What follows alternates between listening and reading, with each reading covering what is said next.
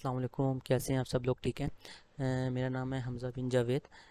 अ, हमारी सीरीज़ चल रही है इकनॉमिक्स की, जिसमें हम अभी इकनॉमिक्स की डेफिनेशंस को देख रहे हैं। फर्स्ट चैप्टर को देख रहे हैं, जिसको हम nature and scope of economics भी कह सकते हैं। हमने सबसे पहले एडम स्मिथ की डेफिनेशन को देखा था। उसके बाद हमने फोर फैक्टर्स ऑफ प्रोडक्शन को डिस्कस किया था। अभी जो हमारी नेक्स्ट डेफिनेशन है, जिसको भी हम डिस्कस करेंगे, वो है डॉक्टर अल्फ्रेड मार्शल की। अब सबसे पहले तो हमने देखना है कि जो डेफिनेशन है, हमारा पेपर में क्वेश्चन किस तरह का आ सकता है। पहले तो हमने देखना है क्वेश्चन। अब क्वेश्चन जो है वो एक तो सिंपल तरीके से आ सकता है कि definition of economics given by doctor Alfred Marshall, या हमारा एक क्वेश्चन आ सकता है economic is a science of welfare discuss. वो घुमा फिरा के भी क्वेश्चन दे सकते हैं।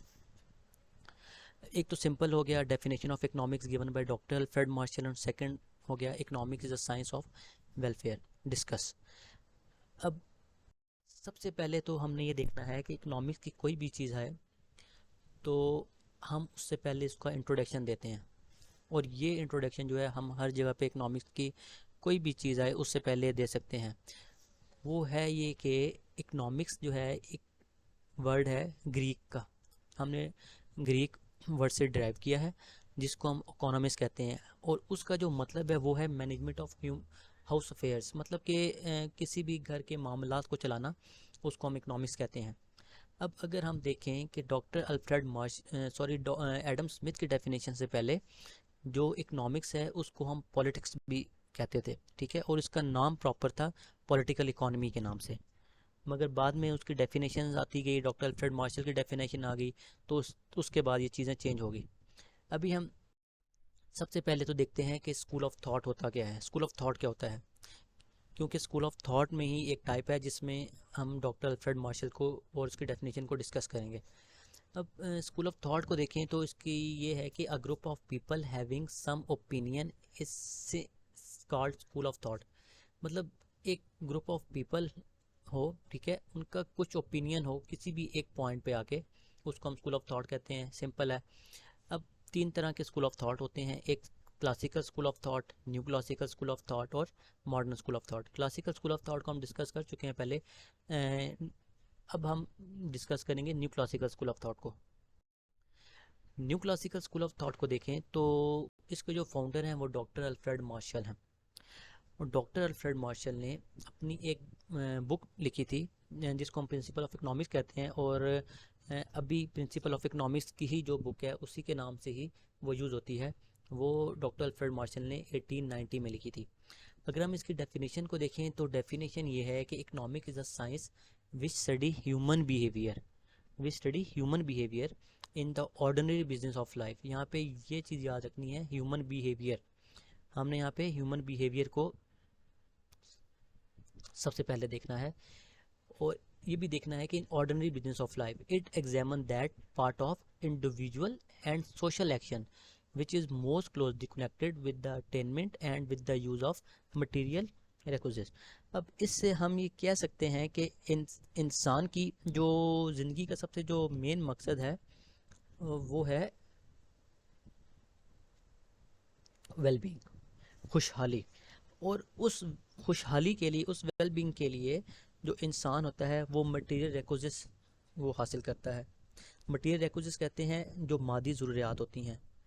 अब और उस मादी ज़रूरियात मटेरियल रिक्विजिट्स में सबसे जो बड़ा इंपॉर्टेंट सोर्स होता है वो होता है वेल्थ का, जिसको हम दौलत कहते हैं।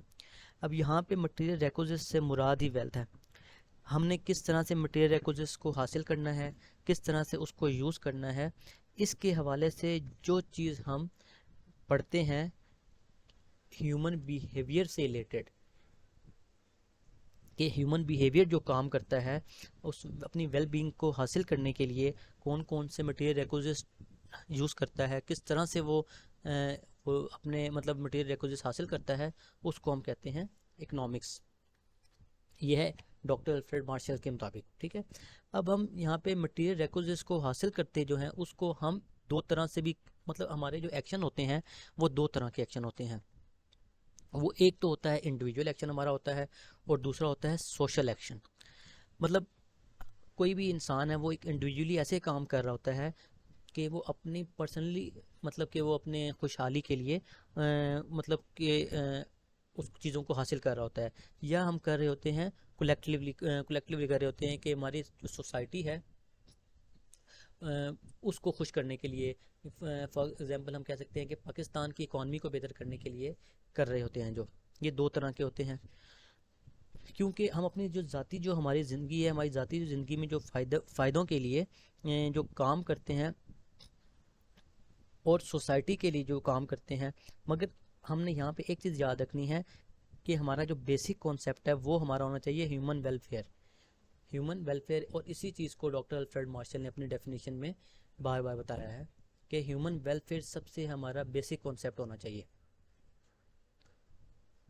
अब हम अगर डेफिनेशन के मेन पॉइंट्स की तरफ आएँ तो यहाँ पे हमें चार मेन पॉइंट्स मिलते हैं।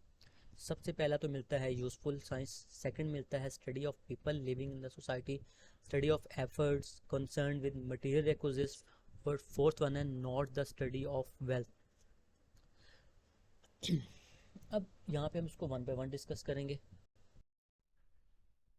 सबसे पहले अगर हम यूज़फुल साइंस पे आ जाएं तो इस डेफिनेशन को मतलब कि अल्फ्रेड मार्शल ने इसको यूज़फुल सब्जेक्ट कहा है इकोनॉमिक्स को।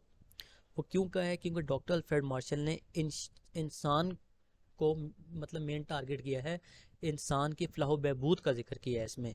क्योंकि इंसान की जो कोशिश होती है इस दुनिया में वो क्या होती है कि अपने आप को खुश रखा जा सके। अब अल्फ्रेड मार्शल ने इंसान में अपना इंटरेस्ट शो किया है, तो इसीलिए वो इकोनॉमिक्स को मतलब कि इम्पोर्टेंस दे रहा है, इकोनॉमिक्स को एक यूज़फुल साइंस कह रहा है। ये तो हमारा हो गया फर्स्ट पॉइंट, फर्स्ट इंपॉर्टेंस जो है इस डेफिनेशन की। Economic is related with daily life of man, therefore it is an important and useful science.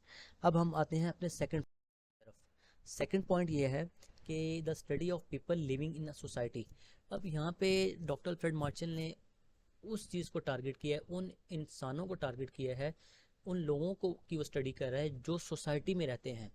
जो सोसाइटी से दूर चले जाते हैं उसको डॉक्टर अल्फ्रेड मार्शल ने उनको नहीं डिस्कस किया। In economics the efforts of people who take part in economics activities living in the society are studied, therefore economics is not concern with the activities of saints hermits and जैसे कोई सूफी हो गए, कोई पागल लोग हो गए, इस तरह के लोगों को वो डिस्कस नहीं कर रहा। Concern with material requisite. अब इस पॉइंट में अंदाज़ा होता है कि हमारी जो एफर्ट्स हैं वो दो तरह की हो सकती हैं मटेरियल रिक्विजिट्स के लिए। और मतलब इंसान की जो एफर्ट्स होती हैं वो दो तरह की हो सकती हैं, या हो सकती हैं मटेरियल रिक्विजिट्स के लिए, उनको हासिल करने के लिए, या हो सकती हैं कि ऐसी एफर्ट्स जिनमें मटेरियल रिक्विजिट्स का कोई जिक्र ना हो, उनको हासिल करने की कोशिश ना की गई हो। तो जैसे कि डेफिनेशन में हमने ये कहा है कि डॉक्टर अल्फ्रेड मार्शल ने डिस्कस इस चीज़ को किया है कि ऐसी हमारी कोशिशें, चाहे वो इंडिविजुअली हों या वो हमारी कलेक्टिवली हों, मगर उसका मकसद क्या हो, मटेरियल रिक्विजिट्स हो। चाहे वो पाकिस्तान के लिए काम कर रहे हों, किसी मतलब कि सोसाइटी के लिए काम कर रहे हों, या इंडिविजुअली अपनी जो ज़ाती ख्वाहिशात को पूरा करने के लिए कर रहे हों, मगर हमारा जो मेन मकसद होना चाहिए वो मटेरियल रिक्विजिट्स होना चाहिए। अब हम आते हैं की तरफ। फोर्थ पॉइंट ये है कि not the study of wealth for the sake of wealth. मतलब इसका मतलब ये है कि हमने ऐसी चीज़ों को स्टडी नहीं करना जिनका मकसद वेल्थ ना हो। हमने मतलब जैसे डेफिनेशन से है, economic does not the study wealth for the sake of wealth, rather it studies wealth so that the basic necessity with which increase human welfare. मतलब हमने दौलत को मेन टारगेट नहीं करना, हमने मेन टारगेट करना है ऐसी चीज़ों को जिससे इंसान की जो बेसिक नेसेसिटीज़ हैं वो कंप्लीट हो सकें। यहाँ पे हम देखें तो एडम स्मिथ ने कहा था कि जो एडम स्मिथ ने बेसिक जो है वो वेल्थ को मतलब इसको मेन टारगेट किया था। इस चीज़ से बिल्कुल एग्री करता है डॉक्टर अल्फ्रेड मार्शल भी। मगर अल्फ्रेड मार्शल यहाँ पे जो उसका जो मेन पॉइंट है वो ये कह रहा है कि हम ऐसी चीज़ों पे अपनी दौलत इस्तेमाल करें जिनसे हमारी जो है बेसिक नेसेसिटीज़ जो हैं वो हमारी पूरी हो सकें, मतलब हमारी ख्वाहिशात पूरी हो सकें। तो ये था हमारा आज का टॉपिक। इंशाल्लाह हम नेक्स्ट लेक्चर में हम इसके मेरिट्स और डीमेरिट्स को देखेंगे।